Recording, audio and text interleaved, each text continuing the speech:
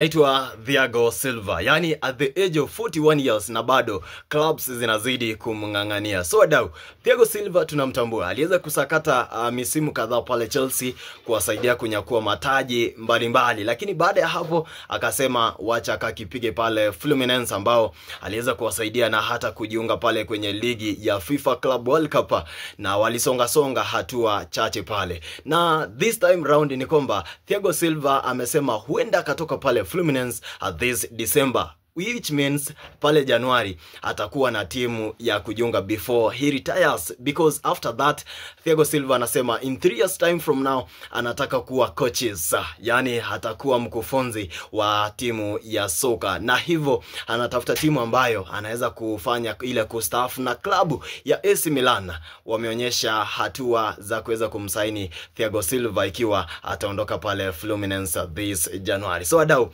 how do you rate this transfer ya Thiago Silva kutoka pale Fluminense and now to AC Milan?